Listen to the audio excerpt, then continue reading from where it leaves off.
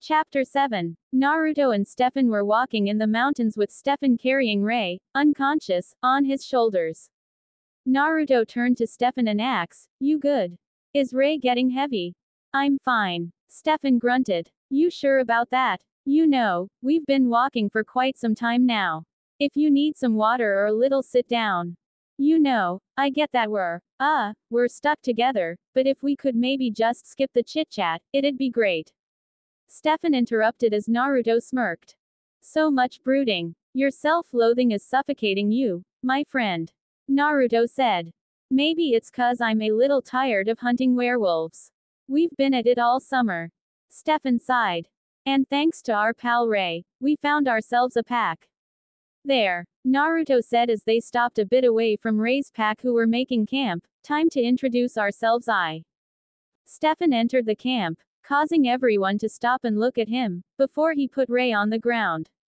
A woman rushed over to him immediately. "Rei, oh, my god, what's going on? Who are you?" the woman asked looking at Stefan. Naruto joined Stefan. "The important question is who am I? Please forgive the intrusion. My name is Naruto." "You're the hybrid," she said in fear. Naruto smirked. "You've heard of me. Fantastic," he said. Moments later, Naruto and Stefan were now sitting on a small boulder as the werewolves stood still, looking at Naruto and listening. "It's fascinating, actually. A werewolf who isn't beholden to the moon, a vampire who doesn't burn in the sun. A true hybrid," Naruto said just as Rei gasped awake. "Excellent timing, Rei. Very dramatic. What's happening to me?" Rei asked looking up at the two immortals. "Stefan," Naruto asked causing Stefan to sigh and stand up. "Are any of you human? Your friend here needs human blood to complete his transition to vampire. If he doesn't get it, he will die," Stefan said. "Doesn't take much, just a sip," Naruto said standing up and looking around. "Anyone? A boyfriend, a girlfriend, along for the ride?" Pausing, Naruto turned to the woman's friend. "You." The monk's eyes widened and made to run, but Naruto grabbed him and bit his forearm, before he tossed him to Stefan who caught him, and slammed him into the ground front of Rei. "No," the woman protested, but Naruto strangled her. "If you don't drink it, Rei, I will. Problem is, I don't stop till I rip their heads off." Stefan growled. Naruto looked at the girl. "It's the new order, sweetheart. I'd rather die than be a vampire." The woman spat as Naruto chuckled. "What makes you think you have a choice?" Naruto asked before he bit his wrist and forced the woman to drink it as Rei drunk from the man. Naruto squeezed the woman's heart, killing her, before he dropped her, and put a bloody finger to his lips as he vamped out. "Okay, who's next?" Smoky Mountains. Alaric and Elena were walking along a river, after getting information from Tyler about a pack gathering in the mountains. "In a couple hours, the full moon's gonna rise just above that ridge. If Tyler's right, that's where the pack'll be," Alaric said. "You were a Boy Scout, weren't you?" "A Boy Scout, / vampire slayer?" Elena asked smiling. / whiskey drinking all around lost cause," Alaric said, causing Elena to sigh before Alaric stopped and she saw him open his bag, and saw a lot of weapons inside. "Wow, you came stocked," Elena said. "Well, we aren't exactly bird watching. Here, put that in your bag," Alaric said, handing her one of his homemade grenades. "Vervain grenade?" Elena asked, putting it in her bag. "Wolfsbane," Alaric said before Elena removed something from her bag. "Well, since we're exchanging gifts." Elena held up a ring to Alaric. "That's John Gilbert's ring. It was yours once. Go ahead. Take it. I'll protect you from whatever supernatural danger we're about to get ourselves into," Elena said. "He gave it to you?" Alaric frowned. "Yeah, but I'm a doppelganger. It's not gonna work on me. He left it for if I ever have kids." Elena sighed. "Yeah, well, then why don't you save it for future generations of stubborn, relentless baby Gilberts?" Alaric asks. "Okay, and how about you borrow it until after we survive this? I'd feel bad if I got you killed before happy hour," Elena said before. After a long moment Alaric took it before. Elena smiled and got closer to the hill overlooking the river. As Alaric looked around, kneeling down to his backpack, I don't know why you think that you're a lost cause. Damon arrived and pushed her off the cliff into the water. As Alaric aimed his crossbow, and saw it was Damon putting it down, as Elena gasped as she resurfaced and saw Damon smirking at her. Damon. How are you even here? Thanks for the tip, brother. Damon said. You sold me out. Elena frowned as Alaric sighed. You think I'd take you to a mountain range of werewolves on a full moon without backup? Alaric acts. Meanwhile, over in the camp, Naruto gave his blood to the human and compelled him, there. Good as new. Now you relax, okay, mate. We're gonna need you when the rest of them wake up. Ray was sitting on a rock nearby, grabbing his body and shivering, as his pack was all dead. They're dead. They're all dead. Temporarily, Ray. Naruto said, turning to see Ray shivering. Ah, he's through his transition. He should be feeling better soon. So is this your master plan? Build an army of hybrid slaves. This lot is only a trial run. My real pack has been waiting for this as long as I have. Naruto said. You're building an army. Why? Stefan asks. Oh, you don't arm yourself after war has been declared, Stefan. You build your army so big and powerful that only brain-dead fool would pick a fight. Not that my army isn't big enough already, I just figured throwing in some hybrids wouldn't hurt. Naruto lectured. What makes you so sure that they'll be loyal? Stefan asks. Well, considering their families have served me for 900 plus years, I don't think I'll have a problem. It's not difficult to be loyal when you're on the winning team.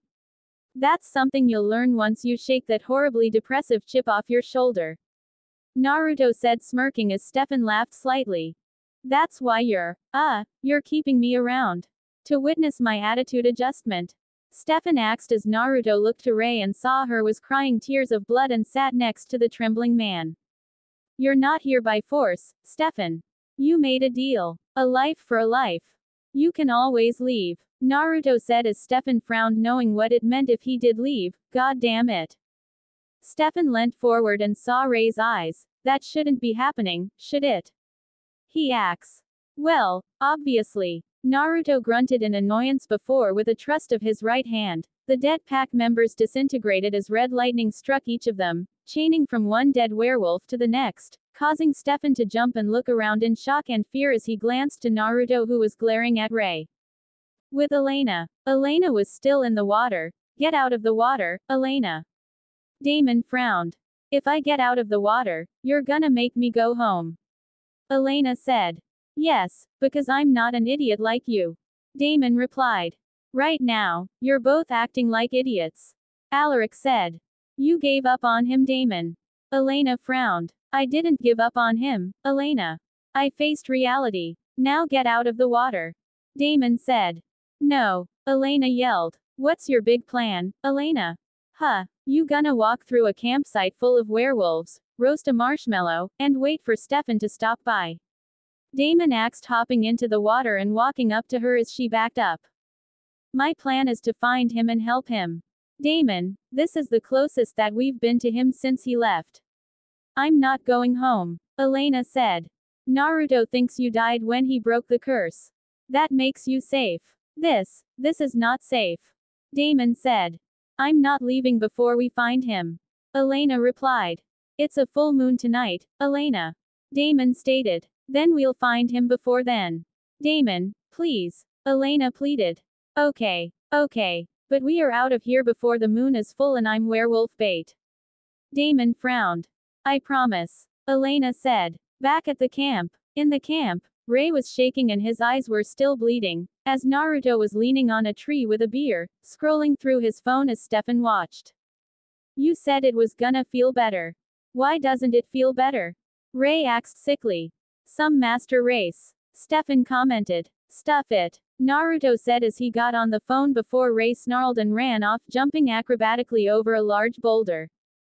Stefan looked to Naruto, who simply sipped his beer. Go get him.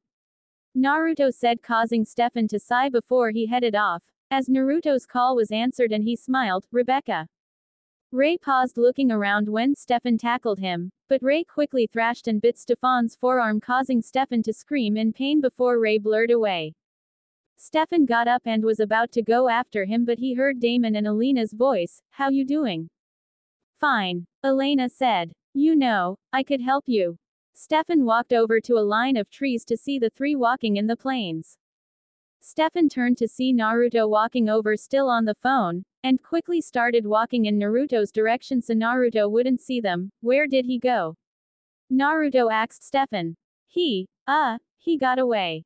Forget him. Let's go. Stefan said making to head back to camp but Naruto grabbed his arm. A fatal werewolf bite. Ouch. Yeah, I'm gonna need your blood to heal me. Stefan said. Well, I tell you what. You find Ray and put him down, then I'll heal you. Naruto said. You can't be serious. Stefan said only for Naruto to look at him. Can't have a faulty and rabid hybrid running around, Stefan. That'd be against my laws. You better hurry, cause that bite looks nasty. Naruto said walking back and turning his attention back to his phone call. Later. The sun was setting, and Damon, Elena and Alaric were still walking. We got about a mile left. Alaric said. The sun's about to set. Damon said. I can see that, Damon. Elena grunted. I'm just saying. Damon shrugged. The moon doesn't reach its apex for a while. We have time. Elena said before they heard some twigs snapping, and Ray staggered out and immediately Alaric aimed his crossbow at him. Stay where you are. Alaric ordered. Vampire. Ray said catching a scent getting a small shrug from Damon and immediately Ray rushed him but another blur tackled him and rolled before he and Stefan were standing and glaring at each other. Stefan. Elena gasped smiling. Ray, calm down. Stefan said. You did this to me. Ray yelled before he rushed Stefan who caught him and slammed him into a tree. Stefan. Elena yelled. Stay back. Stefan yelled as he grabbed Ray's mouth holding his cheeks tightly so Ray couldn't open his mouth and bite him. Before Ray's eyes began to smoke as he suddenly groaned before he began to release a muffled scream as his eyes caught fire as Stefan burned him from the inside out. Stefan dropped the corpse and turned to the three, looking at Elena for a moment before he looked to Damon and Alaric. Get her out of here, before Naruto comes looking for me. Stefan, Elena said walking forward. Don't get any closer, Elena. Stefan frowned causing Elena to pause. You have to leave. Not without you. Now's the chance to get away from Naruto. I am here of my own free will, Elena. Stefan said causing Elena to gasp. Really Stefan? Stop being an idiot and let's go. Damon frowned. If I leave, Naruto will kill you, and when he comes back he will find out that Elena's still alive. You got what you promised me all those years ago Damon. An eternity of misery. Stefan said causing Damon to flinch slightly. My life in Mystic Falls is over, and I am never coming back unless he orders me to. So leave, and stop following us. Stefan turned and grabbed Ray's ankle and was about to leave, when suddenly he blurred up and turned to catch Damon's arm as his brother tried to stab him with a vervain syringe. Damon looked at his arm in shock before he grimaced as Stefan applied pressure while smoke began to rise from his arm as Stefan slowly burned him. I said go home. Stefan said breaking Damon's wrist before he kicked the back of his elder brother's knee causing it to buckle in before kicking Damon in the gut sending him flying into a tree. Stefan glared at Damon who was groaning before he spat blood, and he looked to a sad and shocked Elena. Go home Elena. Please. Stefan said before he grabbed Ray again and left with the corpse. Camp. Stefan walked into the camp, as Naruto was leaning against a tree. I don't get it. I should be able to turn them. I broke the curse. I killed the werewolf. I killed the vampire. I killed the doppelganger. I know I did the ritual right. I must be missing something. Naruto pondered calmly, not seeing the uncomfortable expression on Stefan's face. I had to take him out. I didn't have a choice. I failed you. I'm sorry. Do what you have to do. Stefan panted. Stop being so dramatic, Stefan. Naruto said as he handed Stefan the beer in his hand, bottoms up. Naruto kicked off the tree and walked off toward the car, and Stefan drank the blood from the bottle, before seeing his werewolf bite wound heal, and tossed it aside before going to catch up. Where to next? Stefan asked, walking to the passenger side. Chicago. We're meeting someone who I need to consult with about my little hybrid problem, Naruto frowned. Chicago. 2 days later. Naruto and Stefan got out of Naruto's 2010 Dodge Challenger and walked out of the warehouse to see the city. Welcome back to Chicago, Stefan. Naruto said. What are we doing here? Stefan asked as he looked around. I know how much you loved it here. Bringing back memories of the good old Ripper days. Naruto asks. Blacked out most of them. A lot of blood, a lot of partying. The details are all a blur. Stefan replied. Well, that is a crying shame. The details are what makes it legend. Naruto started. Chicago, 1920s. Word was the Ripper of Monterey got lonely, so he escaped to the city for comfort. It was prohibition. Everything was off limits then, which made everything so much fun. He continued. Stefan was in a car making out with a girl, but then he started to drink her blood till he killed her. When he got out of the car and removed the blood from his lips before he walked away, as Stefan entered a bar, the singer and owner of the bar saw him. Guess who my eyes have just spied, ladies? Looking for a good time, Mr. Salvatore? The woman asked while Stefan smirked. Save me a dance, Gloria. He replied while she nodded, and as he was about to grab a glass of champagne, a woman took it before he could. Ooh. Please, help yourself.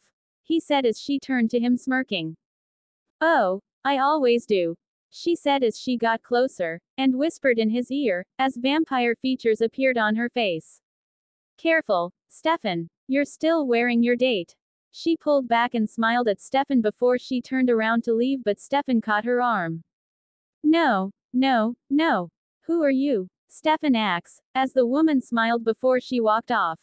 Chicago. Present. Chicago was magical. Naruto said, smiling. Yeah, well, I'll take your word for it. Like I said, I don't remember most of it. Stefan replied. Going to get down to business, then.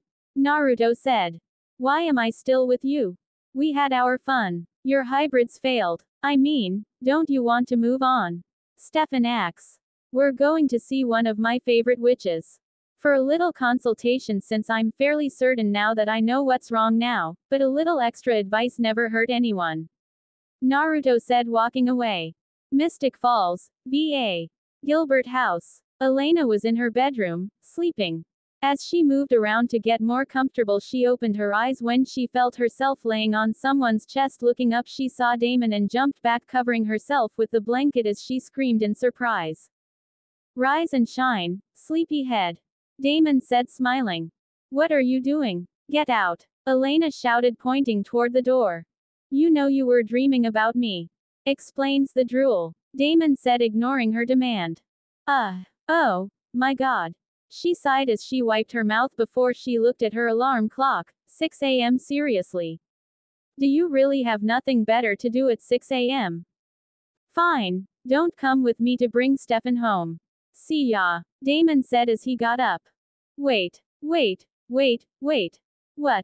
are you talking about? Where is he? Elena called out and asked before he could leave. Windy City. Damon answered. He's in Chicago. Well, how do you know? Elena asks. It came to me in a dream. I was naked. You would have loved it. Start packing. Damon retorted. Is he okay? She asks. Well, let's just say he's not there to meet Oprah. Damon said sarcastically as he went and opened one of her drawers and took out a pair of Elena's panties. Ooh. Put these in the yes pile. Elena hurried out of bed and took her panties from his hands and put them back in the drawer. As Damon walked out of the room. Chicago. Bar. Naruto and Stefan entered an empty bar and looked around while Stefan felt nostalgic. Looks familiar, doesn't it? Naruto asks. I can't believe this place is still here. Stefan said, leaning against the rail.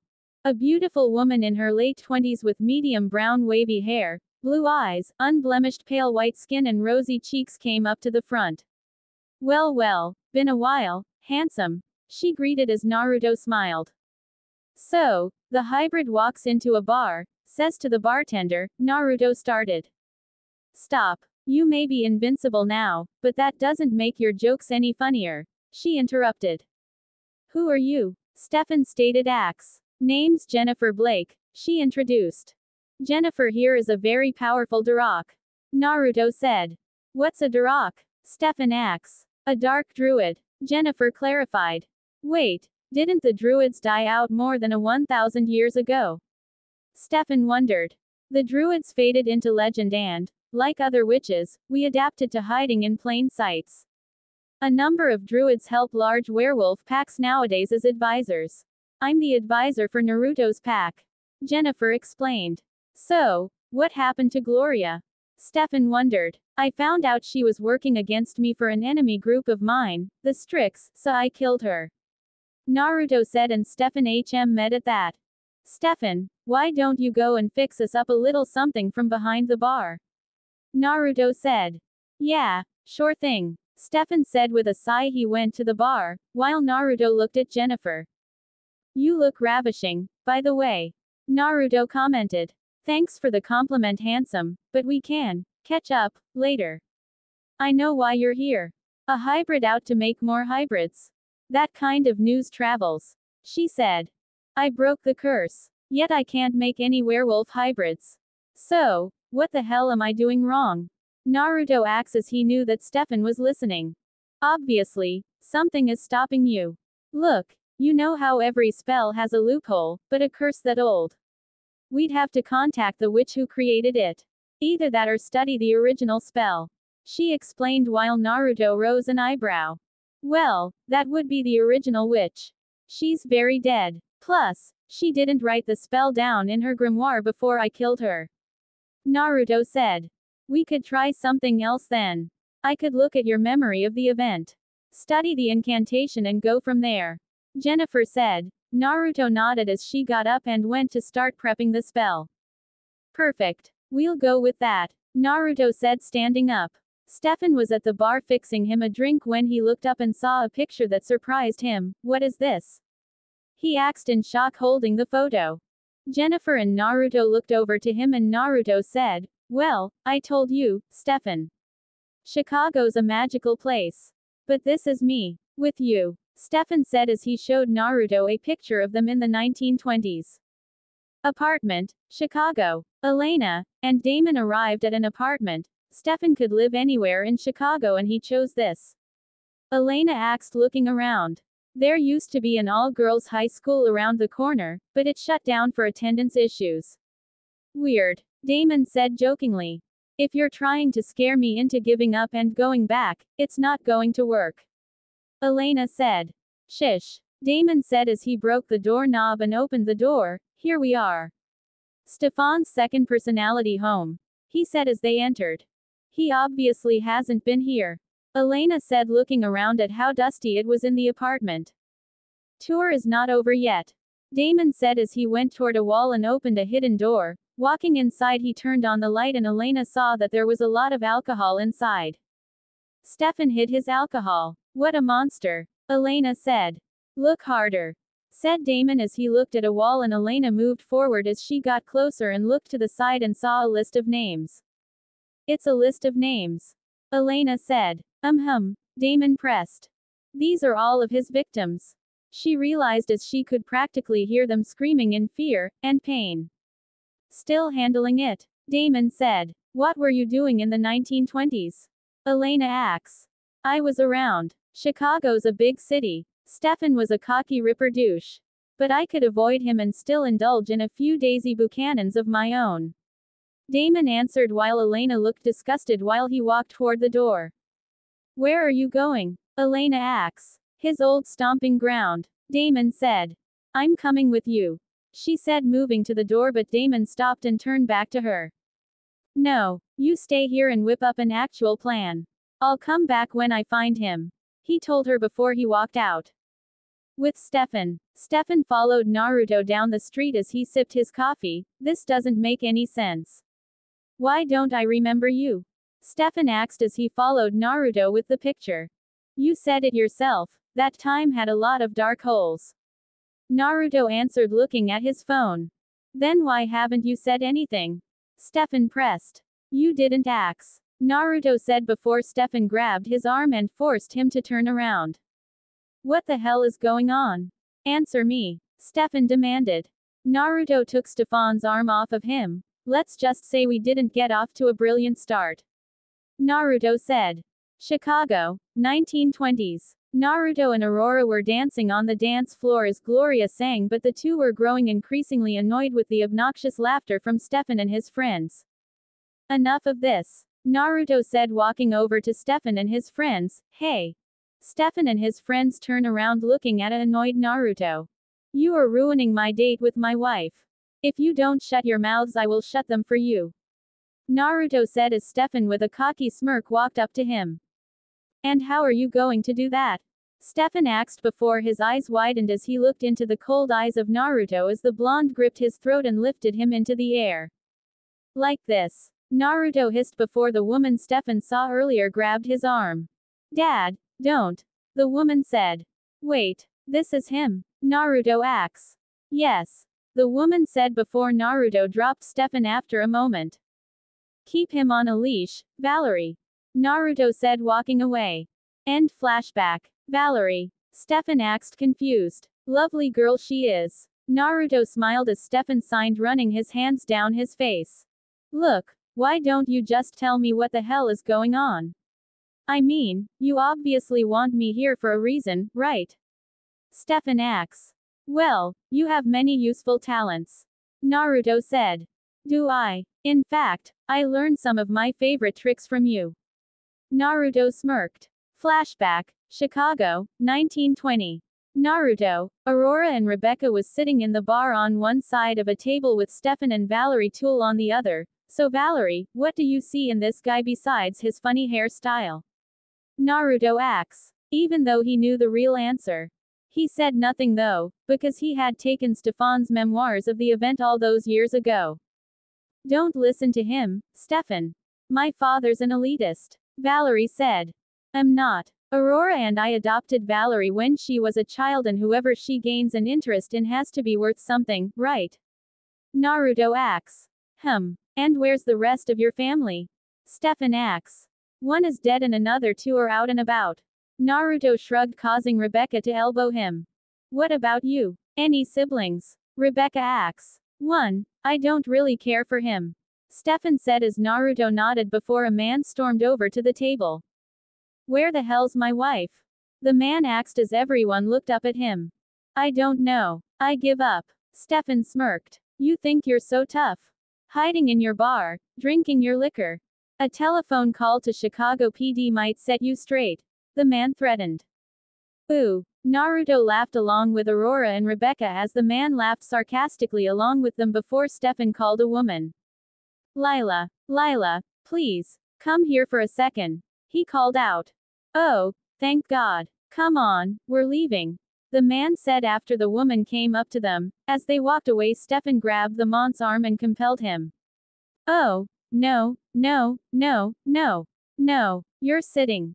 He said. The man with a blank expression sat down next to Naruto, who smiled at him. And Lila sat next to Stefan before he took off her glove and pulled out a pocket knife as Naruto looked confused while Rebecca, Aurora, and Valerie smirked. Stefan, don't be mean. Valerie said. What the hell are you doing? The man asked while Stefan took the knife and cut Lila's wrist and made the blood pour into a glass. Thank you so much, Lila. Why don't you go and bandage that up? Stefan said as the women got up and walked away. The man watched his wife walk away with no concern for him, before he looked back to see Stefan push the glass toward him. I'd like you to join me for a drink, he said, and Naruto gained a vicious smile. What kind of sick freaks are you? The man asks.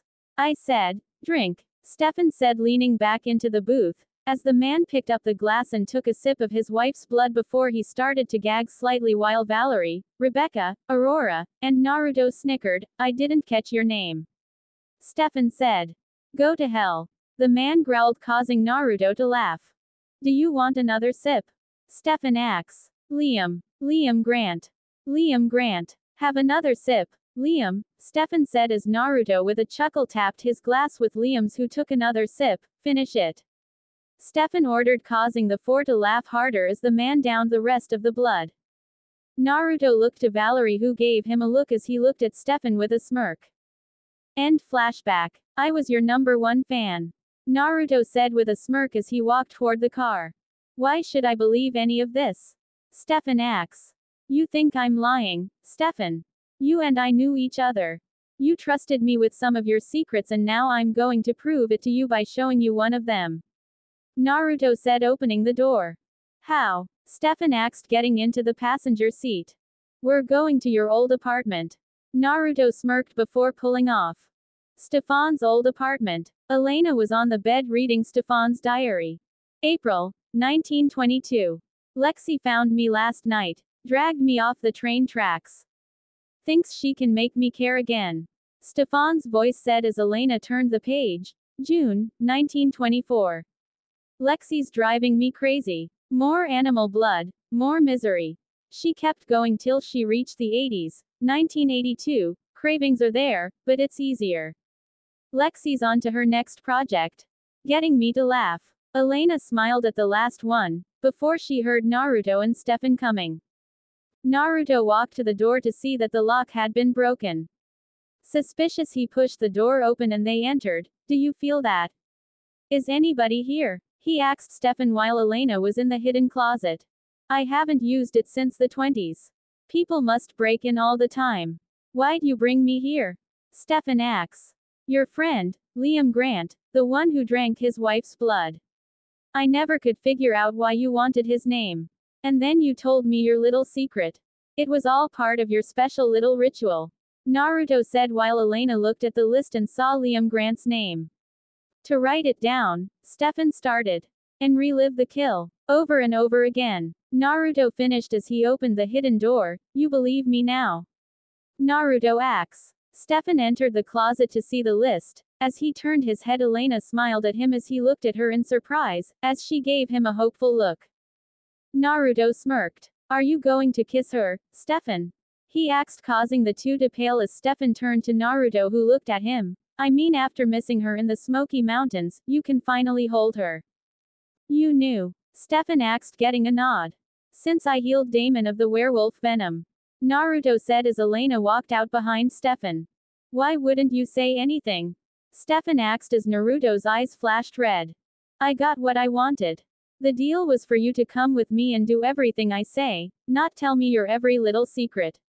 Naruto said, pulling out his phone and dialing a number as he walked forward, and Stefan protected Elena but was confused when Naruto held his phone out to her. For you. Elena hesitantly took the phone as Naruto smirked. Be downstairs in 30 minutes. He told Stefan before leaving the apartment. Elena placed the phone to her ear. Hello? She asked nervously. Elena. Jenna asks on the other end, causing Elena to gasp and look to the shocked Stefan, who was listening. While they did that, Naruto sat cross-legged with his hands on his knees in another apartment, conjuring 5 balls of white fire that circled around him as he opened his whited-out eyes, in a trance as he viewed his memory of when his werewolf side was sealed. 30 minutes later, a normal-looking Naruto was sitting on the car when Elena, followed by Stefan, came out. Where is she? Elena asks. Safe and happy. Naruto said. You staked Jenna. I saw you, so how is she still alive? Elena asks. Simple. I grabbed Jenna from the Salvatore house, compelled her and put her on a private jet to anywhere she wanted to go. Tell her to come back. Elena demanded as Naruto tilted his head. No, only Jenna can decide if she wants to return to her life filled with liars and vampires, or if she wants to stay in her dream place where she can live a safe, settle down with a husband, have some kids, and live a happy existence. Do you really want to take that away from her? Naruto asks. No, Elena said. Why didn't you kill her? Stefan asks.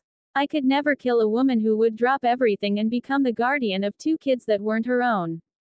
I have a certain respect for her. Naruto said. So who was the vampire that you killed in the sacrifice? Some woman from a homeless shelter. Naruto shrugged before he smirked. So can I take it as Ms. Gilbert will be accompanying us, Stefan? No, yes. Stefan and Elena said at the same time before they looked at each other. Uh-oh. Naruto chuckled as he stood up. Let's go back to Jennifer's. I need a drink. And you two need to have a talk. Stefan with a frown opened the door and pushed up the seat so that Elena could climb into the back before he got in, and Naruto drove away. Later, Damon walked into the apartment with a dress for Elena when he saw the door wide open and he quickly blurred into the room and began to look around before he pulled his phone out and called her. With Naruto. Naruto and Stefan looked back to Elena as her phone began to ring. Before she answered it, Damon. Damon stormed out of apartment. Where are you? With Stefan and Naruto. He knew I was alive the entire time. Elena said. What? Never mind, where are you? Damon asks. Meet us at Gloria's old bar, mate. Naruto said loud enough for Damon to hear before with an snap of his fingers Elena's phone sparked. No one is to know that Jenna is alive, except for your brother. Why? Elena asks. Less people who knows about her the safer she'll be. Naruto said, causing Elena to frown and nod. Why did you invite her? Stefan asks. You both need to have a talk. My business with Elena is over, so she has nothing to fear from me, unless something changes. Naruto said, parking his car. So have it.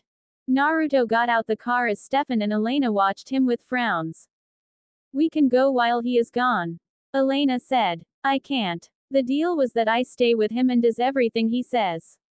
If I don't, Damon is dead along with anyone that tries to get in his way.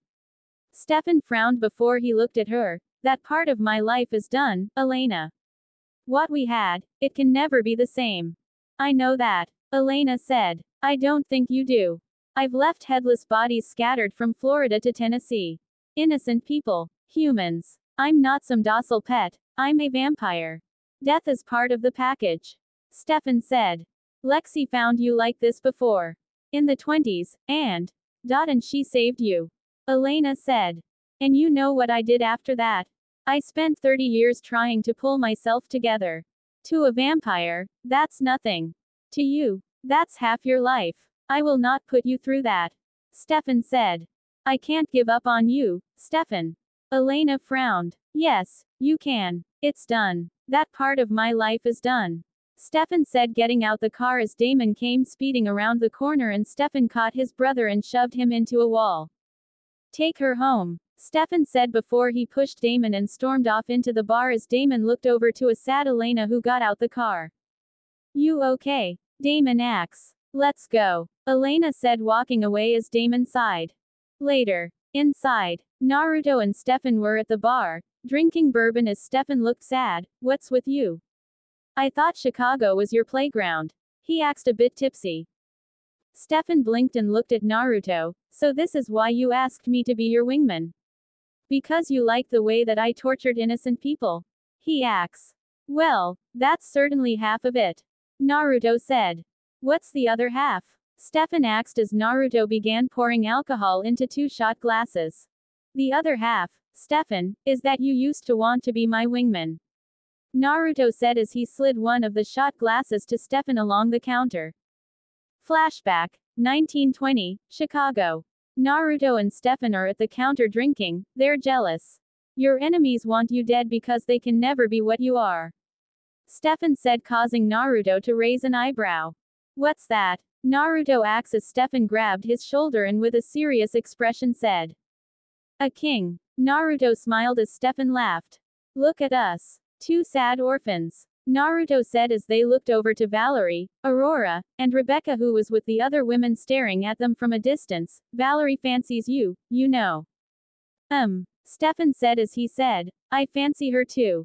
However. What? Naruto demanded. I don't know. It feels like she's hiding something from me. There are times she looks at me with such guilt and sadness, and I can't understand it. I know it's not that she's cheating, because I'd be able to tell, but is something. Oh, that, Naruto said as he had another drink. Look, Valerie has a very tragic past as a human. She doesn't exactly like talking about it. It took her years to open up about it to me and Aurora. She'll tell you when she's ready. Stefan looked back at Valerie and smiled before he turned back to Naruto and nodded. You know, Stefan, how would you like to travel around through the ages with me and the others? I could teach you all there is to know about vampirism. We could have the world at our feet. Naruto offered. You know what? You're a good friend, Naruto. I'm glad I met you. I'd be happy to be your wingman. Stefan said as he held up his shot glass in cheers. End flashback. Naruto raised his shot, to friendship. Stefan clinked his shot glass as a voice sounded off. Did you call me here to watch you and your old Ripper buddy get drunk? Naruto smiled as he and Stefan turned around to see Rebecca. Actually, I called you because I missed you, and because I found something you might have lost some 90 years ago. Naruto said as he held up what was once Alina's necklace, causing Stefan's eyes to widen, as he realized that Naruto must have snatched it from her. Mother's necklace. Rebecca gasped. Still don't understand why this trinket is so important to you, but here. Naruto said as he tossed the necklace to Rebecca, who caught it. Oh right. Naruto placed a hand on Stefan's shoulder, and compelled him, remember. Stefan blinked before memories and emotions forcefully forgotten rushed back to him, as he remembered him and Naruto hanging out, hunting together, and him and Rebecca having a drink and talking, along with the two teaching him new things. He also remembered Valerie. Flashback, 1920. Stefan and Valerie were dancing as Naruto and Rebecca were in a booth watching them with smiles. So I hear you're going to be traveling with us. Valerie acts. That's right. I will go wherever it is you go. Forever. Stefan said before he and Valerie kissed. Naruto and Rebecca suddenly sensed something and looked around, and in that moment bullets start flying all through the room. Valerie and Stefan jumped before Valerie was hit in the heart and fell down, and in a moment's notice Naruto and Rebecca blurred to her side. No, no, no, no. Stefan said, seeing the wooden bullets and trying to take the wooden bullet from Valerie's chest, and Naruto placed his hand on her chest and used his magic to preserve her life while pulling the bullet out. When she didn't turn gray, he knew he managed to save her. Naruto with a growl was about to go outside and kill Michael when Aurora appeared and stopped him. Naruto, no, it's just what he wants. He brought the entire Gemini Coven and the travelers with him. This is a fight we shouldn't risk. Naruto looked to Stefan and Valerie with a frown. Fine, go get everything ready, I'll catch up. Rebecca looked to Stefan. Do not forget her, she said before she hugged Stefan and kissed Valerie's forehead before she sped off, not knowing that her necklace had fell beside Stefan, who saw it before he was picked up by Naruto. Stefan, I'm sorry, but the fun has to pause here, Naruto said. What are you talking about? Whoever tried to do this to Valerie has to pay. Stefan replied angrily. He will, I will see to that, but before that, Naruto said before he compelled Stefan, you must forget Valerie, Aurora, Rebecca and me. Until I say otherwise, you never knew us, Stefan. Thank you. I had forgotten what it was like to have a brother. When Stefan came out of his trance, Naruto and Valerie's body was gone before he looked around before Michael appeared in a few moments and questioned him. End flashback. Stefan came out of his memories to see Rebecca and Jennifer sitting near Naruto, engaging in a three-way makeout session. Callie and the others miss you, Jennifer whispered to him as she pulled back. I've missed you all too, he said. Rebecca sat in his lap. I have some news. Morgana, Tessa, and Jennifer found the anchor to the other side. It's in our custody. And the travelers, Naruto acts. We killed them all, Jennifer said proudly. Good. I really hated those magic-hating assholes, Naruto said. Those annoying shits were a royal pain in the ass. He was glad to finally be rid of them. I also found someone who can lead us right to the Gemini Coven, Rebecca said, to Naruto's surprise and elation. Then that means, Naruto started to say. We are close to finding them and getting them back, Rebecca said, and Naruto kissed her deeply on the lips. Thank you. That's the best news I've heard in 85 years. Where is this lead? Naruto asks eagerly. See for yourself, Rebecca said as she offered her arm, and Naruto bit down as he saw her memories, seeing the lead she mentioned. A stray Gemini witch at Whitmore with no magic, and also one half of a set of twins. What are the odds? Naruto wondered as he licked up Rebecca's blood off of her arm. Naruto, Stefan said as he walked up to them and sat down while gripping his head. I don't understand. Valerie was shot with wooden bullets, but she didn't die. And why am I seeing images of her 1 year before I met Catherine? Suppose I should tell you now, Naruto said as he rubbed Rebecca's back affectionately. To understand what is happening, Stefan, I need to explain my connection with Valerie. Naruto said. You see, Valerie was a member of the Gemini Coven, a coven of witches that have been a thorn in my side for 800 years. You see, they hate me because I am a hybrid, an abomination in their eyes, and 800 years ago when I killed Michael in Constantinople during the Fourth Crusade, I cut off 2 of his limbs and they were able to resurrect him roughly 280 years later, and they have aided him ever since. I've come close to killing him numerous times since, and every time, the weapon I need to finish the job always slips from my grasp thanks to a spell the coven put on it should it ever come into my possession. Anyway, on to Valerie. She was a member of this coven, until she was cast out at 10 years old. You see, the Gemini, due to their little twin merge ritual, are a breeding ground for siphoners. Those are witches that are born without magic of their own and instead, absorb it from other sources. Anyway, siphoners are seen as abominations, so they kicked Valerie to the curb when she was 10. Aurora and I came across her and took her in, adopting her as our child and raised her. This is where things get interesting. In 1858, we were heading back to New Orleans, when we stopped in Mystic Falls, Virginia. Rebecca posed as a nurse in the TB ward. There she met your mother and fed her some blood, who later died of consumption, with Rebecca's blood in her system. Naruto revealed and Stefan was shocked. You mean that, Stefan was intrigued to say. Your mother was a vampire, Stefan. Naruto revealed, but like you, she could not control her bloodlust, so the 4 of us traveled back to New Orleans. 7 years later in 1863, Lily wanted to check up on you, but we were a little uncomfortable sending her, considering that we were helping her through her Ripper problem, so we sent Valerie instead to check up on you. Now, obviously, her taking your V card was not part of the plan, but it was no big deal. I remember that night, Stefan said in remembrance at his first time with a woman. Now, 2 months later, we discovered something. Valerie discovered she was pregnant with your child. I then left for a few weeks to handle some business over in London. Naruto said, shocking Stefan. Then why didn't she come back? I waited for her that summer when she sent me that message and she never showed. Stefan acts, trying to contain his raw emotions. That's where the problems begin. Rebecca said, your mother had, what we nowadays call a stalker. His name was Julian and back then, he was a 300-year-old vampire who lusted after your mum. When she rejected his advances one time too many, he lashed out, beating the pregnant Valerie and raping your mother and killing her before fleeing. I found Valerie beaten and fed her my blood, but I was too late to save the baby. I found your mother's corpse and then, Julian stole one of my brother's husband's cloaking rings, and fled New Orleans so we could not track him.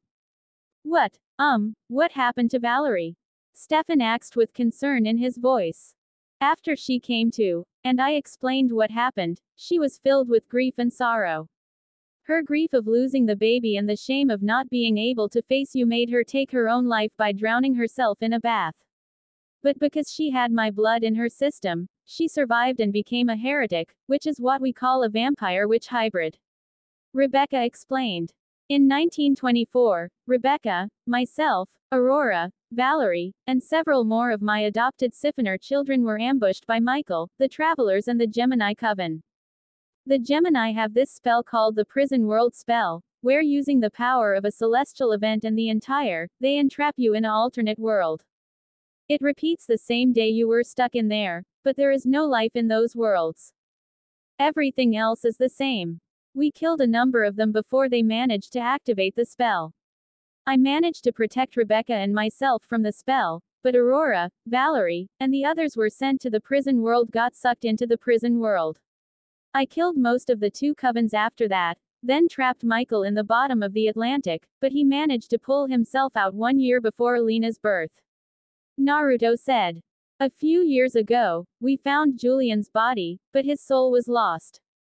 There was a trail though, so I tracked it down and found it was housed inside the Phoenix sword. It was a magical sword that traps vampire souls in a supernatural purgatory, where they are mentally tortured endlessly. I stole it from the original owner and reunited Julian's soul with his body before I destroyed the sword, and my people have been holding him captive ever since. We held off on killing him until we got Val back, as it is yours and her right to kill him. Naruto said. Are you going after them? The Gemini, I mean. Because, if you are, I want in. Stefan growled as he wanted to kill the Gemini so badly and reunite with Valerie, as his feelings of love for her had all rushed back to him, along with his memories. Excellent, then we will hunt down our lead tomorrow after breakfast.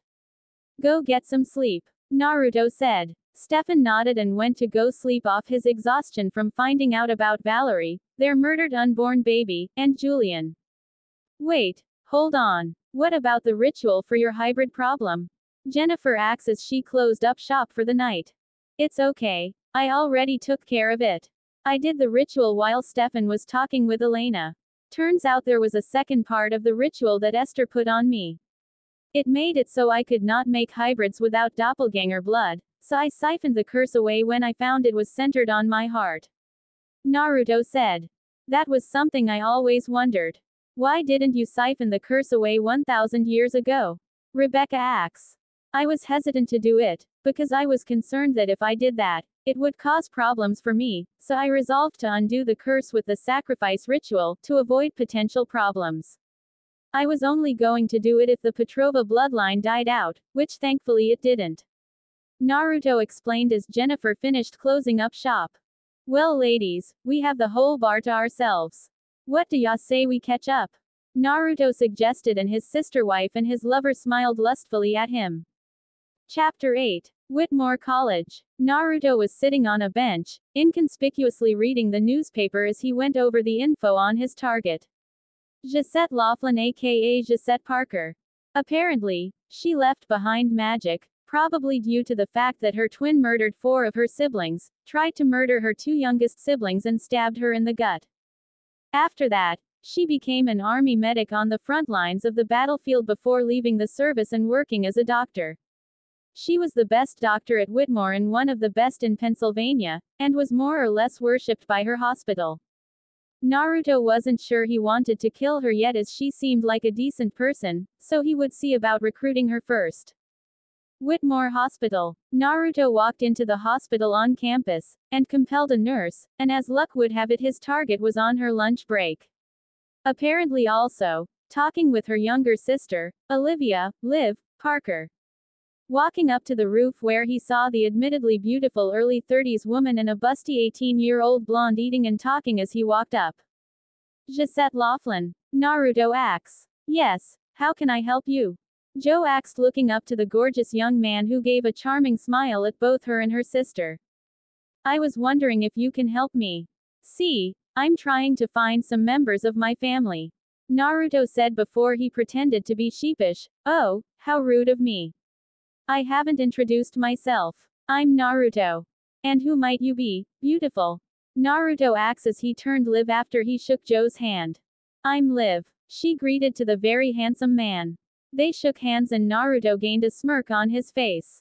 Now then, let's talk about the Gemini Coven. Immediately Joe's and Liv's smiles vanished as she paled, as Liv snatched her hand back. Invis, Liv said as she gripped Joe's shoulder and tried to turn invisible to escape, before her hands were cuffed in a pair of black handcuffs with a yellow pentagram on each cuff. Now that was rude, Naruto chastised with a smile. What is this? I can't feel my magic. Liv said in fright.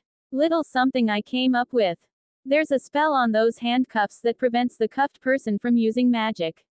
I used to have a set of irons that did the same thing in the Big Easy, but these are easier to carry around. Naruto said unapologetically. Now for some proper introductions. I'm Naruto Michaelson. Liv and Joe paled as they knew what he wanted. Now, before you get the bright idea of running, please remember that I am 1000x faster, and have no problem killing every single person on this campus, and burning it to the ground. Please, don't hurt my sister. She's innocent, and I have not been a member of the Gemini Coven in 2 decades. Joe said, looking at the vampire who has hunted her family for the last 5 centuries. I know. I sense no magic in you, which means you gave it up. So tell me where it is that your former coven is holed up, and I'll leave. Naruto said. I don't. Joe attempted but Naruto vamp sped into her personal space. She and her sister would have stumbled over the ledge and fallen to the ground from the surprise, had Naruto not wrapped an arm around each of their waists. Wouldn't want either of you pretty birds falling, now, Naruto said with a smile as he held each of them tightly against his body before he warned them, before you try to lie, also remember I can hear you heartbeat. What are you going to do if you find them? Liv asked in fear, both her and Joe trying to ignore the arousal of their closeness to him. Liv and Joe had heard stories from other witches about how being in Naruto's presence was like a drug for witches that practiced natural or traditional magic, due to his unusually powerful presence in nature, thanks to his hybrid, and later tribrid status, though nobody outside of Apocrypha was privy to his Siphoner status. Stay near him too long and they would be overcome with lust, which had led to thousands of witches sleeping with him and swearing themselves to his service. It didn't work on super powerful witches like Morgana, or practitioners of dark magic, though. If they hand over the 1924 Ascendant without issue, I'll leave them unscathed. Naruto said as Joe gave him a pleading look. My wife and children were stolen from me when your ancestors stuck their noses where they didn't belong. I just want them back. If we tell you, will you swear to spare us? Liv asks. Liv had pretty much given up on the Gemini Coven at this point. The only reason she and her brother had been born was because their father was not happy that Malachi, Joe's twin, was born a Siphoner. When Malachi realized why Liv and Luke had been born, it drove Malachi to madness. He killed several of their siblings, tried to kill them and nearly killed Joe. It got so bad that Malachi had to be imprisoned in the prison world. From there, life got worse for Liv as her father took a very hard-handed approach, turning Luke into a younger version of himself. Luke got so bad that he actually was looking forward to killing her and taking her power during the ritual. Liv ran away a month ago and had been living with Joe ever since. And if you both agree to serve me for the rest of your lives, then yes, I swear that I will spare you both. Naruto said. Portland. They're in Portland, Joe said. Her coven's barbaric traditions had destroyed not only her life, but her sisters' and brothers' lives as well. Joe was a compassionate individual, but even she could not stomach what the coven had done to her and Liv. She knew Naruto was probably going to wipe out the coven, but as long as Liv and Joe survived, she could live with herself. Thank you. Naruto smiled before he squeezed their asses, eliciting moans from both of the now former Gemini witches. Now, let's get acquainted. Some dorm room. Later, Naruto dressed after spending some time getting acquainted with the two former Gemini Coven witches. Morgana. He called and shadows formed in front of him into the shape of Morgana. Hello, husband, she greeted as she approached him and they kissed each other deeply. Jennifer tells me we're going to get Aurora back. That's what I'm working on.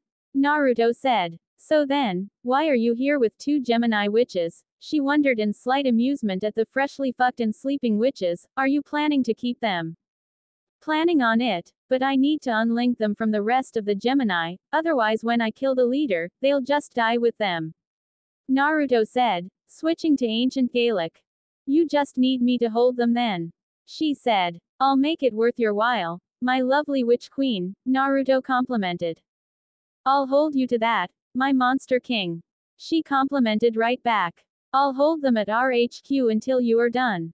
Morgana said before they shared another passionate kiss before she gripped both of their shoulders, and they dissipated into black smoke and melted into the ground before. Naruto called up his cell and called Rebecca.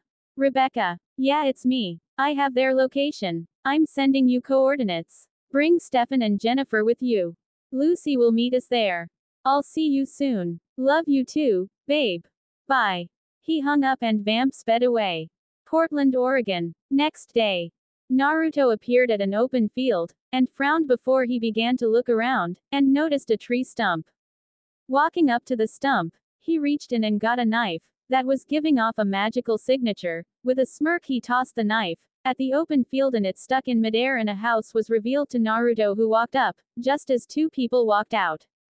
Who are you? The young man asks. Luke, behave yourself. The elder man hissed, causing the boy to frown. Naruto raised an eyebrow when he saw other witches coming from the woodwork. You're trespassing, the man said. Well, that depends on how you look at it. Naruto said, walking up to the center of the yard as the witches surrounded him. You have something I desire very deeply. Hand over the 1924 Ascendant and no one has to get hurt. Wa, the only one who would want the 1924 Ascendant is. The man stopped talking as he looked at Naruto, whose smile widened, in fear. Oh, number. Dad, what's wrong? The boy asks. Run. It's Naruto Uzumaki. The man yelled, pushing the boy into the house, as everyone began to scatter. The members of the coven's necks were snapped by a gesture from Jennifer, who appeared visible again as she had cloaked herself. The boy, Luke, tried to run, but Stefan appeared in a burst of speed, biting down hard on his neck and draining of his blood before biting his head off. Joshua Parker attempted to cloak himself and escaped but found Rebecca in front him, his hands cuffed with Naruto's anti-magic cuffs. Sorry mate. Can't have you cloaking yourself just yet. Rebecca teased before Naruto bit his hand and began to dive into his memories, finding the location of the Ascendant. There it is. Naruto smiled before he focused on the Gemini Coven Patriarch. Unfortunately, I can't kill you just yet. Not until I get Aurora and the others out of their prison. I won't help you. Joshua growled. I don't need your help. I know a Bennett witch with blood to spare, and the prison worlds are Bennett witch spells, so I also have access to that. You will have to wait to die. Naruto said before he knocked the man out. New York. 3 days later. After finally undoing the link that connected Joe and Liv to the Gemini Coven, Naruto handed the 1924 Ascendant to Lucy as he shouldered a duffel bag filled with blood bags. Are you ready? He asked, smirking down at Joshua. I will never help you. Joshua growled as Naruto smirked. You think you have a choice? Naruto asked before Joshua groaned when Naruto gripped his head and used his magic to hypnotize him and do his bidding while Lucy spilled some of her blood on the Ascendant. Now then, the spell, if you don't mind. Yes, Master. Joshua said in a dead tone before he grabbed the Ascendant and held it forward as Naruto and Lucy placed a hand underneath his.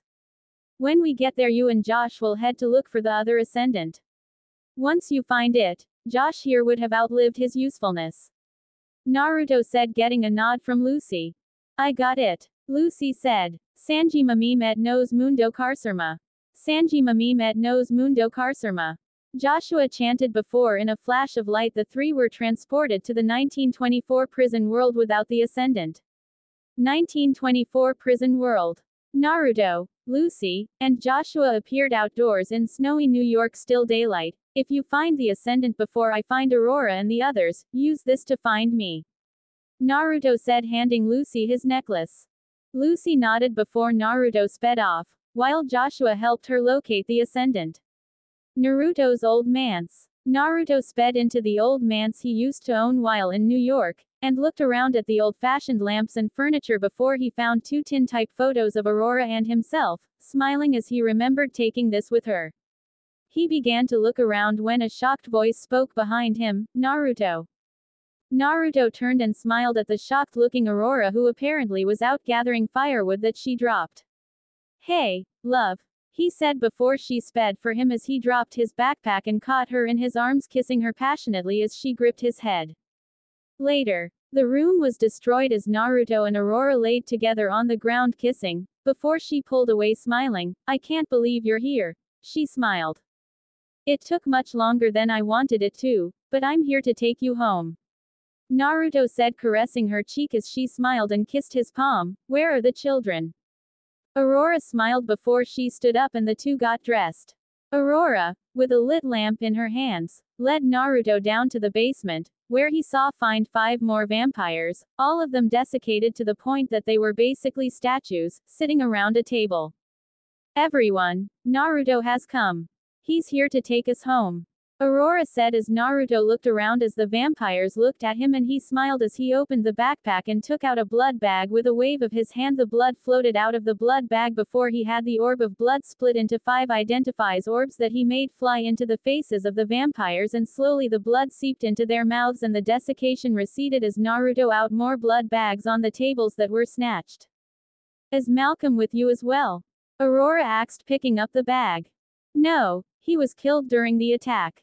Naruto said with a frown as Aurora frowned as well before they looked to the vampires that got up and began to stretch before a woman walked up to Naruto who smiled before the two hugged tightly.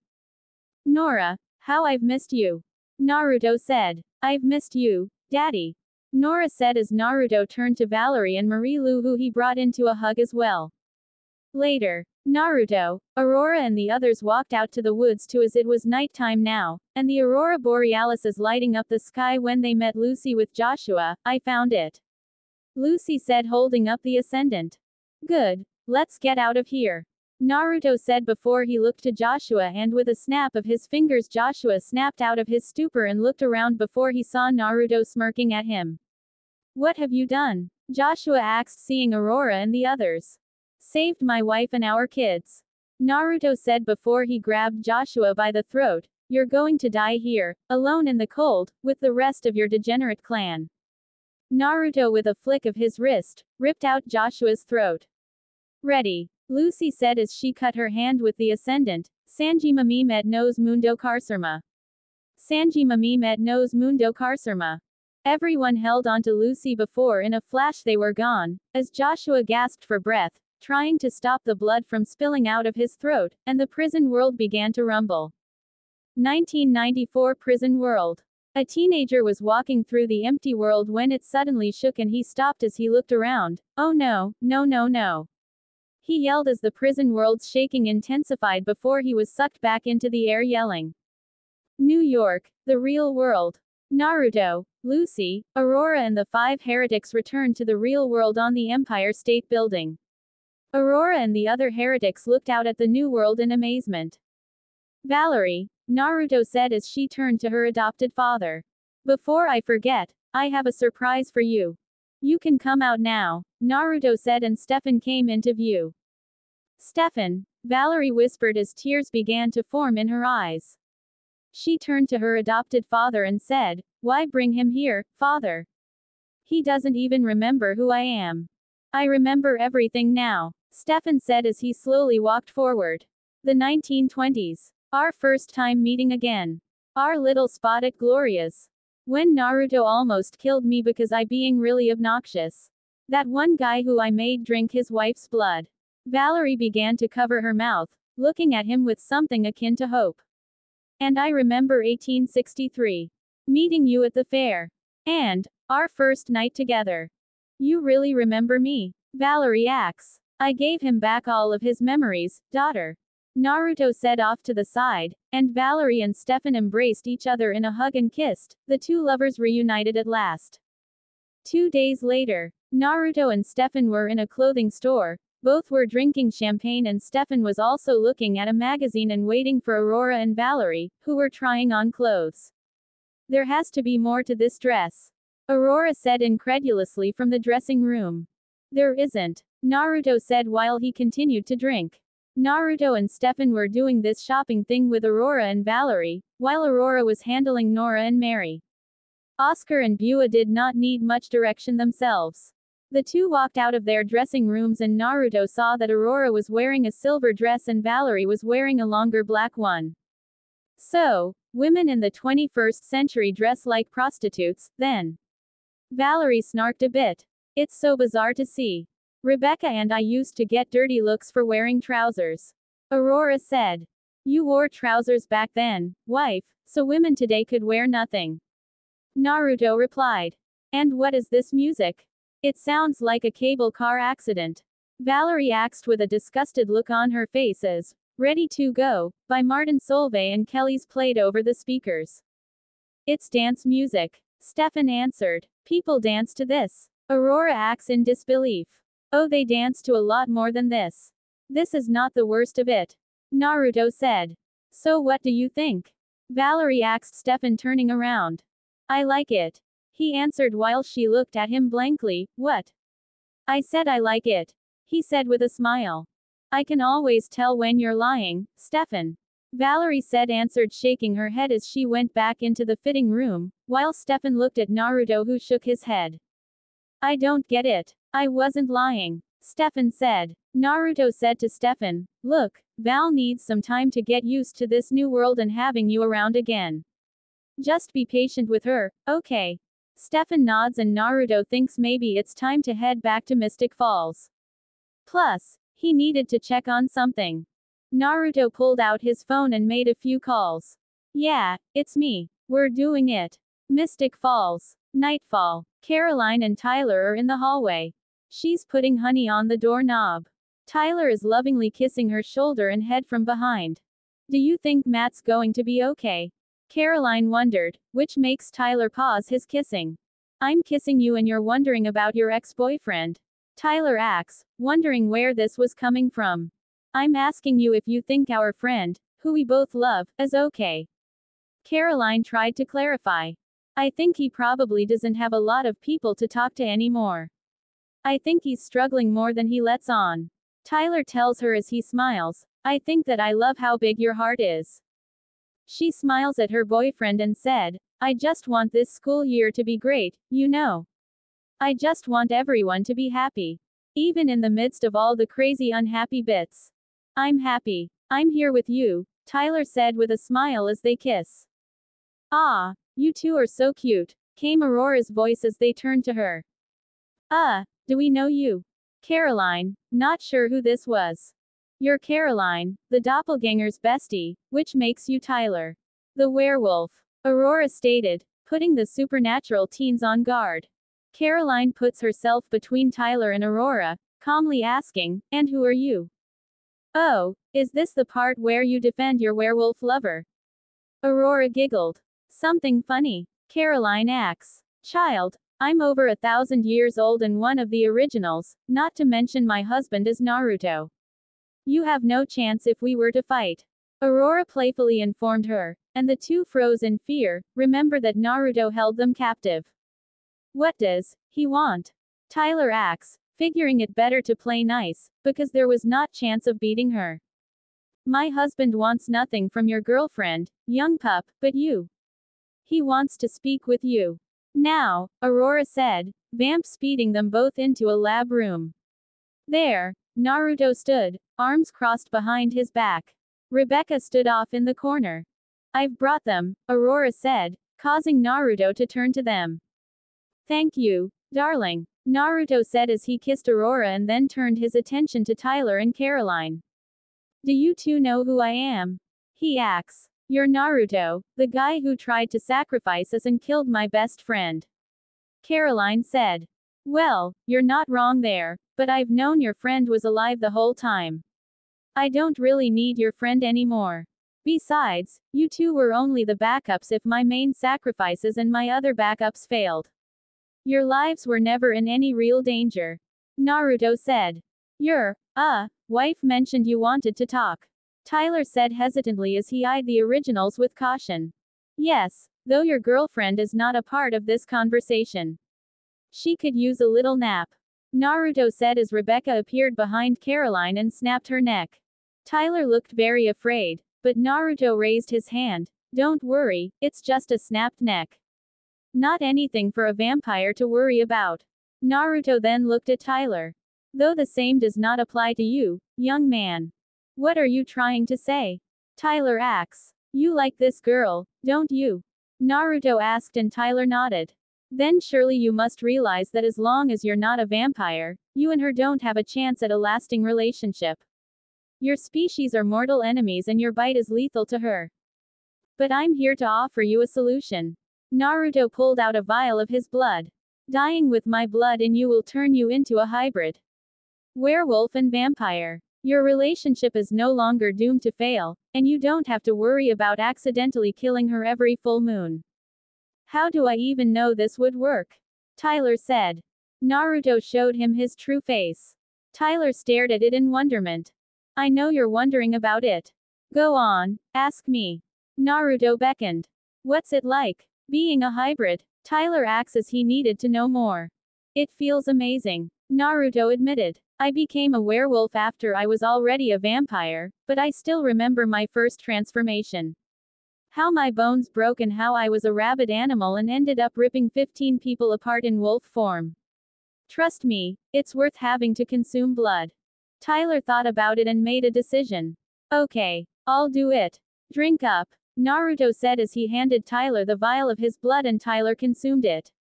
Naruto then snapped his neck. They then sat around for a little bit while Aurora played with Caroline's phone. Caroline then woke up. We didn't have mobile phones in 1920. Would have made things a lot easier, I suppose. Aurora then took a selfie with Caroline's phone. Where's Tyler? Caroline groaned. He's dead. Ish. Rebecca said. Caroline then turned herself over and gasped when she saw her boyfriend's prone form. What did you do to him? Caroline demanded. He's having a nap. When he wakes up, he'll be hybrid. Rebecca told her. How could you force him to do this? Caroline asked Naruto. I didn't make him do anything, pretty bird. All I did was give him the sales pitch, he's the one who bought it. He made the decision without me doing anything. Naruto said, and it was at that moment that Tyler woke up. Ah, good. You're awake, Naruto said as he got up. Naruto walked up to Tyler and Naruto bit into his own wrist, letting blood flow. Time to finish up. No, Tyler, don't. Caroline pleaded. If he doesn't feed, he'll die. Naruto told her before he turned back to Tyler.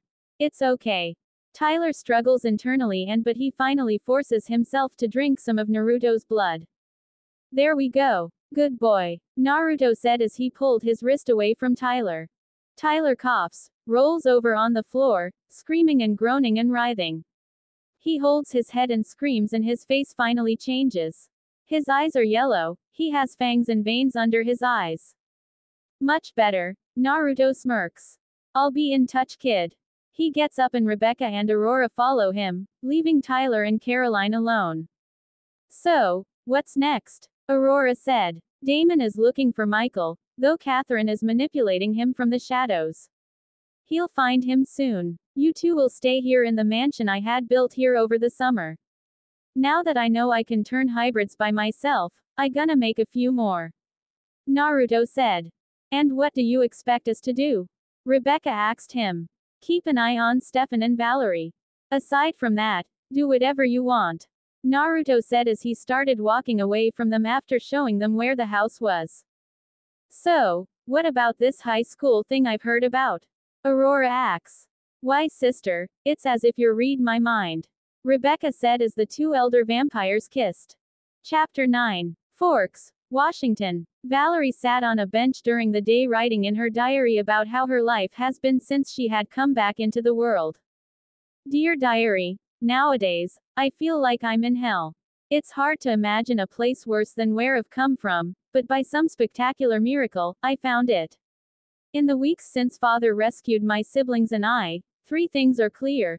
The food is literally made of poison, the air smells like a plague, and everyone wants to know what everyone else is doing. I don't fit in here, nor do I want to. This is not the world I imagined. Yet, it hasn't been all bad. Father's gift in reuniting me with Stefan has been the one of the few good things about my new lease on life so far. Stefan's darker than I remember, more damaged. Like me. Being a vampire changed both of us. I kept him initially at a distance, but I feel like I'm slowly starting to reconnect with him. Things got much better after we killed Julian. Valerie sighed in remembrance as the memory of them avenging their child. Flashback. 3 days ago. Father, what are we doing here? Valerie asked as she, Stefan, and Naruto had entered a small apartment in Seattle. We are here to right a grate that was committed against the two of you. Naruto said as they walked into the living room, to see a man tied to an ancient torture chair from the Spanish Inquisition, a spike sticking in his abdomen, his head covered by a black cloth. Who is this, Naruto? Stefan asks. Naruto responded by pulling off the cloth, to reveal Julian. Julian. Valerie gasped. But Julian looked different. He was gray, his veins showing, and he couldn't move. He can't talk. Naruto said as Julian saw them and fear showed in his eyes. He's been bled to the point of nearly desiccating. I've brought you both here, because it's time avenge your child, and put this behind you. Standing there, seeing the face of the man who raped and murdered his mother, and killed his unborn child, Stefan could not help but see the similarities Julian shared with Damon. Damon had fed on Caroline and raped her, then compelled her to forget about it and had planned to kill her back when Stefan first came back to Mystic Falls. Caroline had confided in Stefan one day, too afraid to discuss it with Bonnie, because Bonnie was still in her hate all vampires phase at that time, and Elena wouldn't have listened anyway. Damon had murdered damn near all of Stefan's human relatives. Damon murdered Gail, a pregnant woman and the mother of Sarah, Zach's only child and the last human Salvatore. Stefan was the Ripper of Monterey, one of the most violent and savage vampires alive. But even he would never rape a woman or kill an unborn child in its mother's womb. Damon always gave him crap, when Damon was in fact the true monster between the two of them. I know this is cheating, Stefan said as he walked behind Julian and Valerie walked in front of Julian, rolling up her sleeves, but you raped my mother and murdered her. You killed mine and Val's child. And you made her commit suicide. So, I don't really care. This is for my child, you demon, Valerie snarled as she plunged her hand into Julian's chest and ripped his black heart out, while Stefan's ripped Julian's head off with the spine still attached to the head. Stefan and Valerie were overwhelmed with emotion as they avenged their child, wrapping each other in hug, Naruto then wrapping his arms around them, comforting them. Flashback end. It would be a lot easier though, if Father wasn't dragging us with him all over America, making his werewolf hybrids. In just this last week, he's already made 35 of his hybrids. As Valerie finished writing and walked down the street, she tried her best to reply to text messages she's received from Stefan on her phone, but she can't seem to get it to work, and taps the screen multiple times in frustration as she crosses the street. As she was not paying attention as she walks across the street, she suddenly got run over by an SUV, and her body rolls several yards down the road, snapping her neck. The driver, a teenage boy and his girlfriend, rush out of the car and immediately begin to freak out. Oh, my God. Oh, my God. Oh, my God. What did you do? The girlfriend shrieked. I didn't think she'd walk right into the street. He exclaimed as he didn't think anyone was dumb enough to walk across. But he also did not slow down either, and never learned that drivers were supposed to watch out for pedestrians. Stu, we have to call 911. The girlfriend says in a panic. Shut up. Okay, let me think. Stu says in annoyance, looking around for a moment before getting an idea. Okay, it's not like anyone saw us, right? Are you insane? We can't just leave her here. She's not moving. The girlfriend acts in horror. We just smoked a joint, okay. I'm high as a freaking kite right now. Do you want me to go to jail? Stu demanded in a panic. Stu's girlfriend seems torn, but Stu is insistent. Let's go. Stu turns and heads back to the car, though his girlfriend stayed behind, clearly not wanting to leave her for dead. However, when Stu honks the car's horn at her, she shoots one last look at Valerie before reluctantly standing and getting into the car. They then drive over her sprawled out body without another word. A few minutes after they were gone, Valerie bolts upright, her face bloody and covered in road rash as she picks up her bag and her phone and gets ready to leave. With Naruto and Stefan. No offense, Naruto, but don't you have enough hybrids by now? Stefan said as he pointed to the 35 werewolves standing behind them. Don't complain so much, Stefan. This was the last stop anyway, and it gave you time away from Mystic Falls so you and Valerie could reconnect without your bastard brother and ex-girlfriend getting in the way. Naruto said from his spot in the kitchen counter of the house they were in as Jacob Black, Sam Yulee, Leah Clearwater, Embry Call, Seth Clearwater, Quillatira V underwent transition. Behind him stood notable werewolves from Apocrypha, including several of his alphas that chose to become hybrids, like Ennis, Callie, Ethan and Aiden, while other like Scott McCall, Derek Hale, Talia Hale, Deucalion, and Malia chose to remain as normal werewolves. And from the sounds coming from the bedroom these last few nights, I'd say it's going pretty well. Naruto teased as he took a swig of blood, causing Stefan to turn away in embarrassment as Naruto teased him about Stefan and Valerie's sex life. Just then, Valerie walked into the house, her clothes still a mess from when she was run over. Val, what happened? Stefan asked in concern. Some horrible teenagers plowed me down in their automobile. Val said angrily. She wasn't hurt physically, but it angered that those kids were selfish enough to leave her there. The little monsters left me for dead. No apology, no call for help. I was roadkill. If I had been human, I would have been dead and ridden off as a tragic accident. She turns away from them and wipes tears from her eyes as Stefan wrapped his arms around her and hugged her, comforting her. Naruto clenched the table that he was leaning on in anger. His daughter was already having a hard time adjusting to this new world, despite Stefan's help in Julian's death, and now this has happened. She didn't need this right now. Come here, Naruto, as he walked over to her and gave her a hug, comforting Valerie. After a few moments, Naruto turned to Callie, who served as second in command of Naruto's hybrid pack. Stay here and relax. We'll be back in a bit. Send me a text if any of our new comrades wake up. Naruto ordered, and Callie nodded before her hybrid brethren made themselves at home. Come with me, you two, Naruto said as he walked out, the two of them following him, realizing what they were doing. We're going on a hunt. Forks High School. Stu and his girlfriend had parked the SUV between two school buses and were furiously washing down the outside of any evidence to their crime.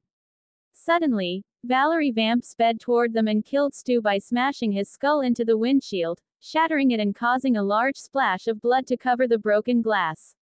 Valerie points at the blood, mockingly saying as she pointed at the windshield, "Missed a spot." Stu's girlfriend's eyes widened in fear at the sight of her, but when she backed away, she stumbles right into Naruto and Stefan, who were behind her. Who are you? The girl asks, terrified. Remember that large squirrel you ran over this morning? That was my girlfriend, Valerie. Stefan growls. Valerie smiles at him in acknowledgement. But, you look dead. The girl stammered. I get that a lot. Valerie says with a nod. Stu's girlfriend tries to flee for her life, but Naruto simply throws out his hand. The door to the SUV flips open in front of the girl, causing her to slam into it. She moans in pain, but before she can move, Naruto pulls her back toward him with magic. Naruto and Stefan pull her up to her feet. You're worse than your friend. You thought about doing the right thing, but then you just left my daughter there for dead. Naruto hissed in the girl's ear. While he talks, Valerie caresses the girl's bloodied face with her finger before licking her blood off the tip, sighing in relief at the taste and causing her vampire face to come out. She leans forward to look the girl in the eye as she grabs her neck with her hand. And yet, you're the first thing in this town that I don't entirely hate. Valerie says, her face vamping out. Valerie bites down on the girl's neck and feeds deeply until the girl dies. Once she's dead, Valerie pulls away, blood dripping down her face. Stefan, still angry about what this girl and her boyfriend did to the love of his life, bit down on her neck and fed from her so hard that he ripped off her head. Now I understand they call you the Ripper of Monterey. Valerie said as Stefan tossed the headless corpse unceremoniously to the ground. I didn't used to be able to control it. I was always on and off the wagon, if you will. Ever since last month though, I feel in control. And stronger too, Stefan said as he wiped his mouth off and looked at Naruto. I haven't thanked you enough for that. Don't mention it, Naruto said, as the training he had given Stefan over the summer had allowed Stefan to accept his dark side, and now, Stefan could drink fresh blood and rip people's heads off without any problem. Naruto's phone rang just then. Yeah, he answered. Hello, brother. How's Washington State? Rebecca asks. Well, once you get over the small town mindset and health nuts, it's practically a breeding ground for werewolves. What's up? Our father is dead, Rebecca said, in full view of Damon and Elena. Whoa, back up. How did Michael get out of the tomb I left him in?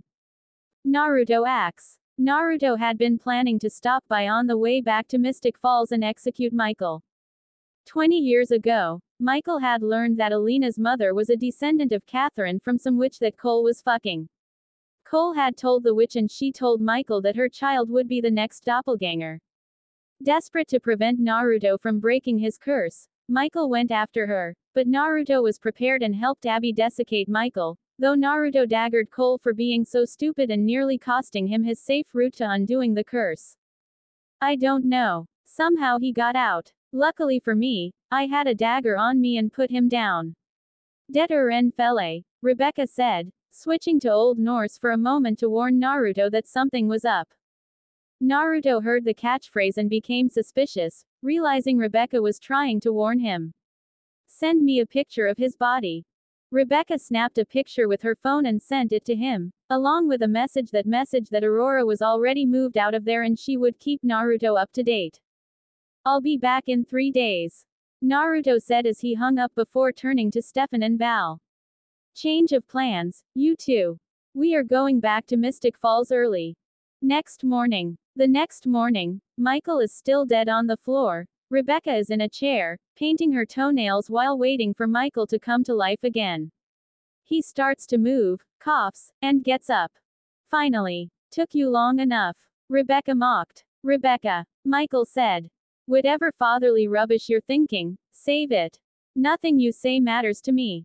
Rebecca snarked. I see. Where is my dagger? Michael said. Elena has it. So you can forget your plans to use it on me. Rebecca said. You were never what I was after. Michael tried to tell her. Naruto was my family. If you were after him, you were after me.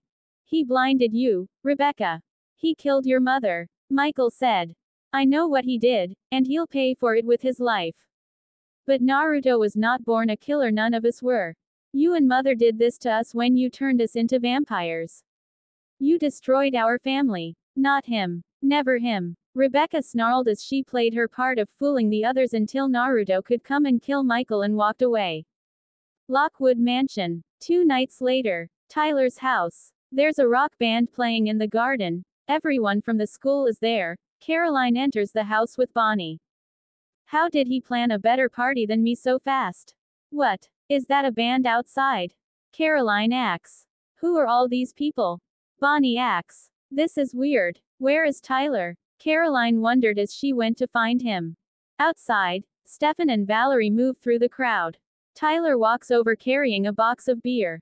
Hey Stefan. What's up? Tyler greeted. Hey Tyler. Nice party you've got going on. Stefan complimented. Thanks, but I'm not the one throwing it. I'm just doing what Naruto wants. Tyler said as Naruto appeared on stage. Good evening everyone. I wanna thank you for being here with me to celebrate. It's been a long time coming. Naruto said to the cheers of everyone while Naruto smirks triumphantly. Later. The party is still going on. Naruto and Tyler were talking. My mom would seriously freak if she saw all these people here. Tyler said in worry. Your mother won't be a problem. I compelled her to go to church and pray for the healthier friends. Naruto said with a smirk as he drank his beer. What are you talking about? Tyler asks. I want you to look around. Naruto said as he pointed out Tyler's friends. There is Bonnie, there is Elena and Matt, and there's your pretty little girlfriend Caroline, which if I do say so myself, you two make a great couple. Their epic dance was wrecked tonight, and who came through with the party? You did. What a pal. But you're probably wondering, who are all these other people here? Naruto pointed out and Tyler started to understand. I have no idea. I've never seen half these people in my life. Tyler said. That's because I've invited a few dozen friends of my own. Naruto said as he pointed out some of his hybrids. That's my friend Callie, my beta for my hybrid pack. Found her years ago in Beacon Hills, California. Did you know that there's several different werewolf bloodlines in that area? That's Tony from North Dakota, and let's not forget the Seattle contingent or the Quileute tribe from Forks, Washington. Are those people all hybrids? Tyler asks. Well, everyone except my advisor, Jennifer. They all love a good party. And they, like you, were sired by me. They wish to serve, protect, and please their savior and all that jazz. So if anyone should so much as make a move against me, they may feel obligated to retaliate. Naruto warned before he smiled and slapped Tyler on the shoulder. Feel free to get your girlfriend out before she gets caught in the crossfire. Tyler's bedroom. Tyler and Caroline are in Tyler's bedroom. Tyler had dragged her up there to talk with her in private. What are your friends up to with Naruto? Tyler asked his girlfriend. Nothing. Caroline responded, because if something was going on, she was not sure. He is on to you, Caroline. Whatever you all think, you're about to pull off, he's 2 steps ahead of you. Tyler said. Okay, I don't know what you're talking about. Caroline said again, getting more defensive. Caroline, please, I'm begging you. Don't lie to me right now. Tyler pleaded with her, but this only seemed to anger her. You know, actually, I'm not. I don't know anything. But even if I did, I wouldn't tell you about it, because you are sired to Team Naruto now. And you can't be trusted. So can we please just go back to the party now? Caroline wants to leave, but Tyler takes out a syringe and vervains her. She goes down unconscious. Outside, Damon walks up to the front door. A hybrid is standing at the bottom of the steps acting as the doorman. Invite only, vampire. Here's my RSVP. Damon rips his heart out. Hybrid. Outside with the band. Aurora was here, as she decided to be here when Michael was killed. Aurora, Naruto said from behind her, and she turns around, happy to see him. I thought Rebecca said you left to a safe location. Naruto, you gave me the upgrade 800 years for a reason. I don't need to fear your stepfather, Aurora said matter-of-factly. I know, I'm overreacting, Naruto said as he took her in his arms. I just got you back and don't want to lose you again.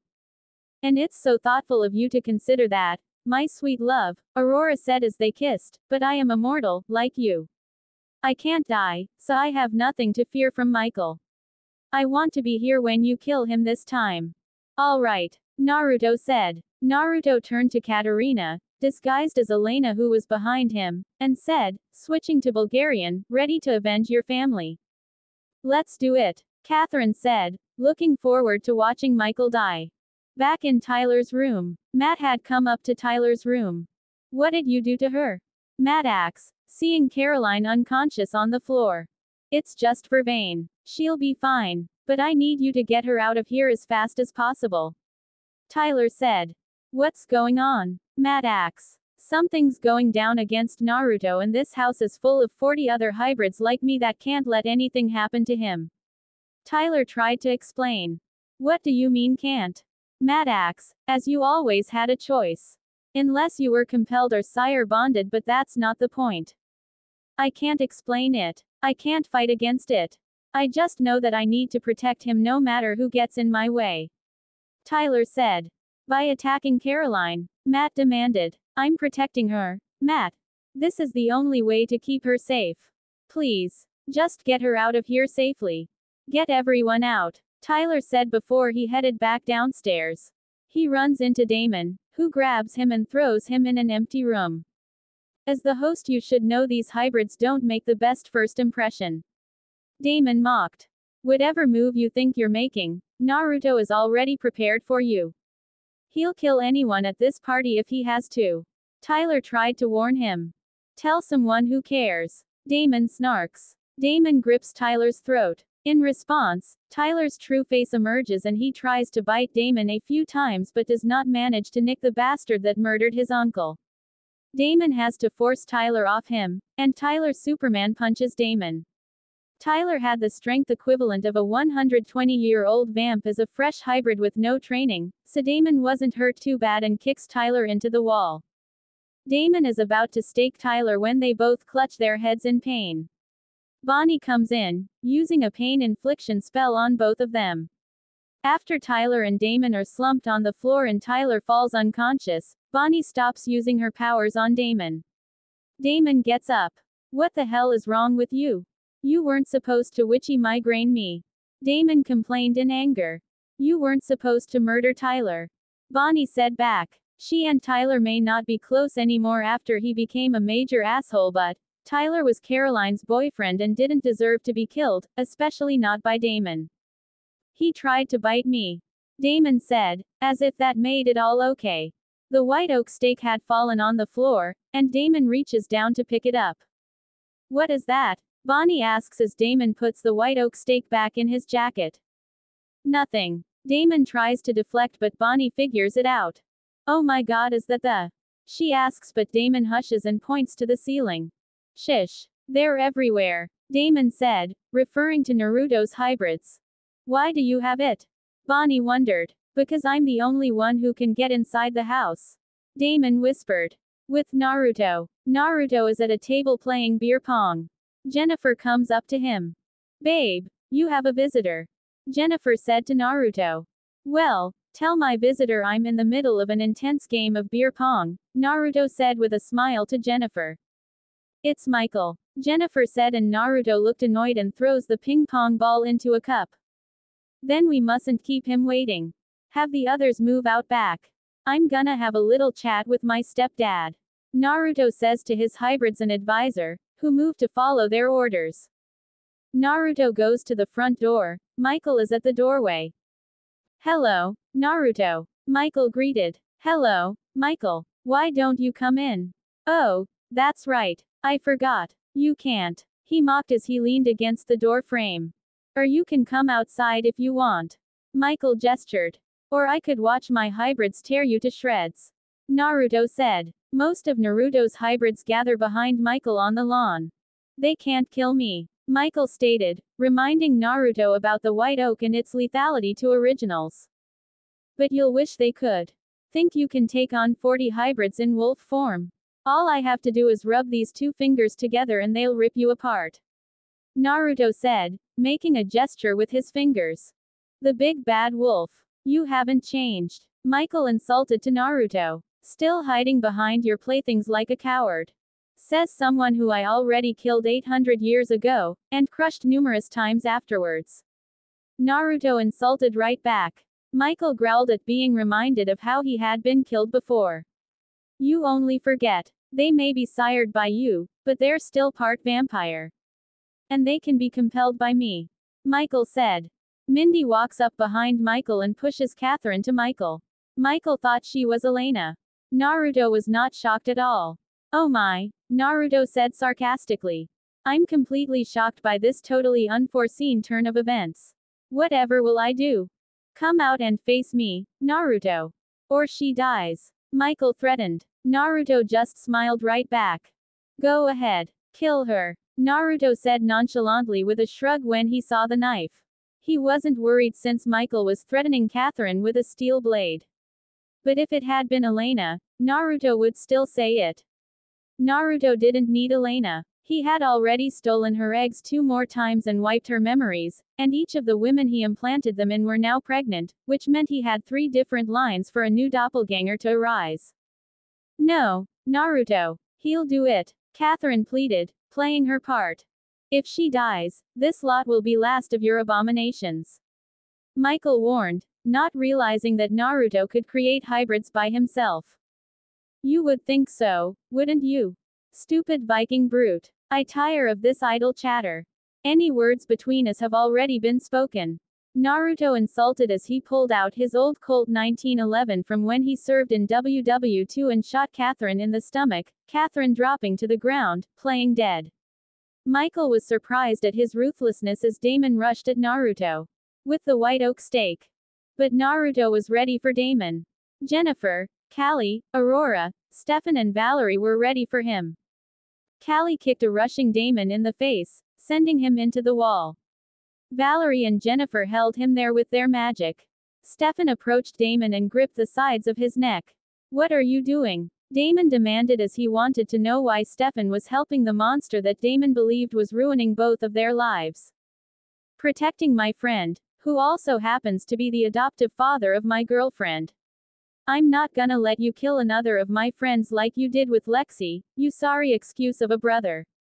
Stefan growled as he snapped Damon's neck. Aurora took the white oak stake. You didn't seriously think a vampire as young Damon Salvatore could sneak up on Naruto, did you? Aurora said in amusement. Wow, you really are bad at this. The bastard's wife. Michael snarled. The deadbeat stepfather. How is it we've gone 1,000 years and are only now meeting? Aurora wondered. Michael, seeing the white oak stake in her hands and remembering how Naruto had killed him once, decided to retreat even though he despised it, only to run into a barrier at the edge of the property. It's a boundary spell that I put up, Naruto said from behind Michael with Aurora, as Naruto rushed at super speed and kicked Michael in the face, sending him tumbling to the ground. You can enter, but you can't leave. You know, I remember 1,000 years ago, right before I made you kill your wife, that I was heading to the village where my true father resided. I had wanted to meet him, ever since I learned who he was. Naruto said as he took off his suit jacket and shirt. You robbed me off that. Last time, and every other time, I've conquered you as a vampire. This time, I'm going to put in the grave as a wolf. Naruto went to all fours and used his transformation control to force himself to shift, as his bones quickly broke and reset themselves, causing him to groan in pain for several moments. Naruto raised his head and every supernatural creature saw his true face emerge as white fur began to grow on his body as he completed the change. In Naruto's place, stood a 6-foot-tall wolf with white fur, red eyes, and black sclera. Now then, came Naruto's voice as he spoke to Michael, shocking every supernatural creature present. Let's see how you handle the original tribrid. With that, Naruto rushed and chomped Michael's leg, causing him to groan. Before Michael could counterattack, Naruto, still biting on Michael's leg, threw him into the air. Right before Michael landed, Naruto sped in, shoulder tackling Michael in the back, cracking his spine, causing Michael to shout in pain. You filthy beast! Michael shouted in anger as he kicked Naruto with his unbitten leg while his spine healed. Michael got to his feet just in time for Naruto to pounce on top of Michael, breaking his ribcage as he hit the ground with the massive werewolf tribrid on top of him. Naruto then began to claw and tear into Michael, who cried out as he struggled and failed to force Naruto off of him. Michael went for a right hook, but Naruto moved his head out of the way and bit down on Michael's arm, before tugging and ripping it off. Not that Michael had a chance to recover, as Naruto bit down on his other arm and ripped that off. Michael kicked Naruto off of him with his one good leg and turned around rising to his feet, before Naruto pounced on his back and bite out part of his spine, paralyzing the original vampire. And just think, my powers are even at their peak. Naruto said as it was not even a full moon tonight. Naruto then shifted back into his human form, leaving him naked as he towered over the downed Viking. Steak, Naruto said and Aurora handed it to him. Look at you, just a writhing mass of flesh and blood. Naruto said as he broke off a small piece of the white oak steak and handed the rest back to his wife. Nobody cares about you or what you want, boy. Michael shouted even as Naruto's enhanced venom worked itself through Michael's system. Your entire family, minus Finn and Esther, love me. All of Apocrypha and my hybrids love me. You're projecting yourself onto me, you're the one with nobody. You and I could have possibly coexisted in peace, after I abandoned your family for the wolves, but then you had to go and piss me off. You have only yourself to blame for what has befallen you. Naruto placed the tip of the very small piece of white oak on Michael's chest. Try not to come back this time. Naruto said as he forced the point into Michael's heart, causing the Viking to gasp in pain as his body lit on fire and he died a second time. Naruto threw all of Michael's limbs on the fire to make sure he could not be resurrected this time. So, he's dead for real this time. Aurora said. As long as the other side still exists, there is the possibility of him coming back. Luckily, we still have a weapon that can kill him. Naruto said as Aurora knew he was talking about the Excalibur. Have the hybrids gather Michael's ashes and put them in this jar, Naruto said as he conjured a black and red jar. I need to go take care of a little something. Forbes residence. Later that night, Caroline's sleeping on the bed. Waking up, Tyler comes in. Are you okay? Tyler asked his girlfriend. What do you think? Caroline bit back, still sour about Tyler verveining her. I'm sorry I stabbed you. It was the only thing I could think of to get you out of there. Tyler said. Oh, yeah, not hey Caroline, I worried about what might happen this evening, so maybe you should just go home and watch Dancing with the Stars. Caroline angrily said. If you knew all your friends were gonna get together and try to take down Naruto, would you have left? Tyler asked and Caroline had to concede that she would not have left. No, she said. So there you go. I saved you from your own stubbornness. Tyler said, trying to make a joke, but Caroline didn't see the joke. This isn't funny, Tyler. How are we supposed to be together when you're sired to him? Caroline said as she sat up. She loved Tyler deeply and wanted to be with him, but his sire bond to Naruto, the guy that had captured them and snapped her neck, convinced her boyfriend to become a hybrid, plus her boyfriend's supernatural loyalty to Naruto, was getting in the way. I need you to understand, Caroline. Tyler started to explain. Understand what? That you're one of the bad guys now. Caroline asks. Understand that this is who I am. There's nothing that I can do about it. Naruto can't be killed. I can't be fixed. Understand that I'm okay with it. Tyler explained. But, how are you okay with it? Because it's better this way. Tyler explained to her. I don't have to turn anymore, Caroline. Not unless I want to. I never have to go through that pain again. Nor do I have to worry that one day I'm gonna wake up and find out that I bit you or killed my mom. If being sired to Naruto is the price that I have to pay, so be it. But, you don't have any true control over yourself. Caroline pointed out. I never did before. The full moon controlled me. Tyler said as he held her hand in his. After everything that we've been through, you've been my rock through all of it. Don't turn your back on me now. Once I'm done, she won't have to, Naruto said, leaning in the doorway against the frame, fully clothed again. How did you get in my house? Caroline said in fear. Invitation isn't an issue for me. Naruto said as he stood straight and approached Tyler. I wanted to thank you for letting me use your house for my trap tonight. Yeah, it was no problem. Tyler said. Ah, but see, that's the thing.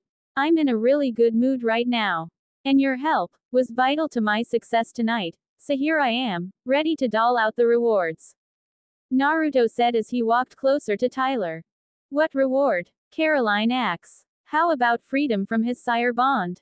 Naruto asks, as both Caroline and Tyler were in shock. I mean, that is after all, what is causing most of your relationship problems, Tyler. She's angry and doesn't understand the sire bond, but thankfully, you don't need that to keep yourself from transforming. And if we are being honest, I'm secretly rooting for the two of you. Naruto clasped Tyler's shoulders and stared into his eyes, invoking Tyler's sire bond one final time. Thank you for your help, my friend. You no longer have to do as I say. You're free. Live your life without me and never think of serving me again. With that, Naruto left for his house to celebrate his victory with Catherine, Jennifer and Aurora.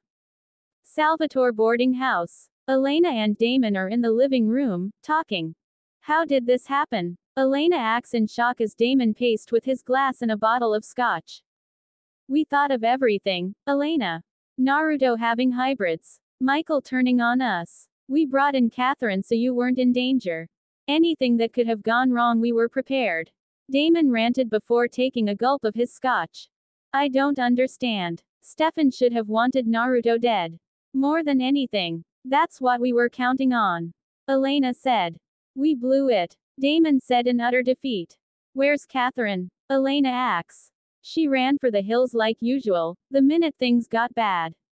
And who blames her? Naruto would have crushed her. Damon assumed, shaking his head. I nearly had him, Elena. I was inches away from staking Naruto. This could have all been over. He yelled, throwing the bottle of scotch in the fireplace. Hey, Damon, Elena said, grabbing his arm only for him to pull away from her before she grabbed his face. Hey. Hey, listen to me. We'll survive this. We always survive. Trust me. Damon frowned. We're never getting Stefan back. You know that, don't you? He asks. Then we'll let him go. Okay. We'll have to let him go. Elena said, getting a nod from Damon. Easier said than done, Miss Gilbert. Came a thick southern voice, and Elena and Damon turned to see who it was. You had a good plan, Mr. Salvatore. However, Naruto and Michael have been fighting for 1,000 years, and Naruto has always won all his fights with Michael, long before he ever became a hybrid. Michael was doomed to lose from the beginning. Who are you? How did you get in? Elena asks, as the deed should still be in her name. When you died in the sacrifice, your ownership was rendered null and void. You should probably consider doing something about that. The man smiled. Oh, where are my manners? Russell Edgington. He and Damon shook hands. He shook hands with Elena reluctantly, since to Russell, humans were supposed to be nothing more than food. You mentioned Damon's plan. Do you have a way to hurt Naruto? Elena asks. I do, Miss Gilbert. You see, Naruto Michaelson may be the most powerful creature on the planet, but he has many vulnerabilities. His family, for starters, as well as friends and any adopted children. Russell said. Well, we actually have Rebecca in our basement, daggered. Elena said, as she saw an opportunity to get back at Naruto for taking away her aunt and for Naruto killing Elena. An excellent start. I have a feeling we will work great together.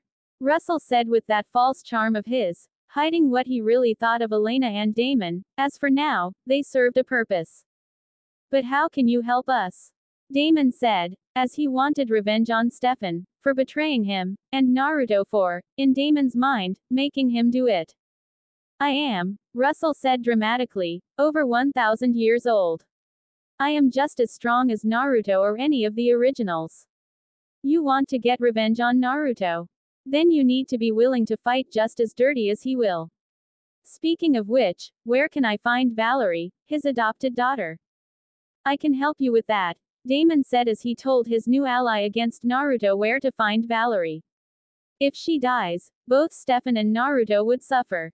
Damon never really cared which of Stefan's friends or lovers he killed, so long as Stefan himself was still around to suffer for it. The next morning, Naruto was in a parking lot leaving a voicemail for Rebecca. Rebecca, where are you? Pick up the phone, babe. Michael is dead. It's time to wake up Elijah. Receiving another call, Naruto switched to it. Hello. It is a fine day in Mississippi. Russell said, causing Naruto to stop walking. Russell. Naruto said with a dead calm in his voice. Russell Edgington was the insane and crazy protege of Tristan DeMartel, turned a year after Tristan was. Russell had been responsible for the Vikings dying out, when he had a Viking-hating werewolf pack loyal to him slaughter them like sheep. Russell believed in vampires being the supreme race, that they should subjugate all of humanity, instead of blending in. He was known as one of the craziest vampires to ever exist. The one thing he coveted was being able to walk in the sun, but witches would rather die than to help him, and if given the slightest opportunity he would kill anyone older than him, so that he would be the oldest vampire in the world, therefore capable of ruling the vampire race, as he saw fit.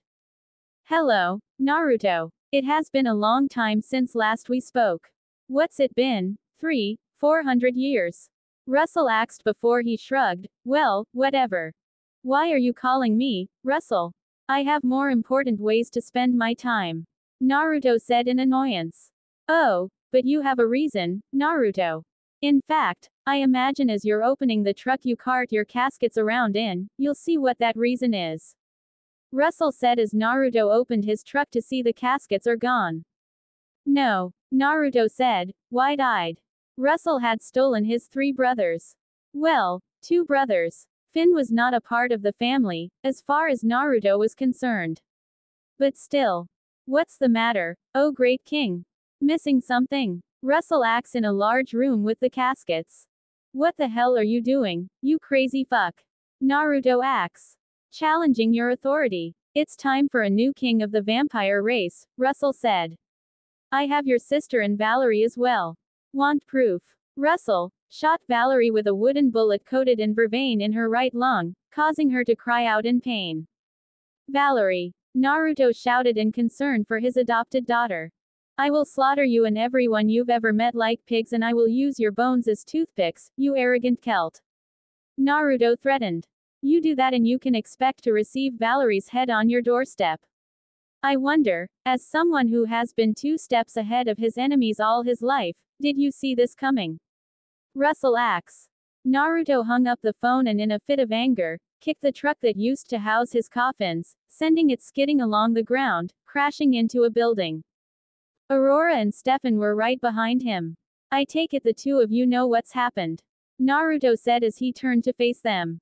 That crazy psycho has your family, he has Valerie. Stefan exclaimed in fear and anger. Anger because someone had stolen and was hurting the love of his life, and fear because he might lose her for good this time. We know, Stefan. Aurora said calmly, placing a hand on his shoulder. We will get them back. And we'll destroy whoever stands in our way. Naruto vowed as the three plotted revenge.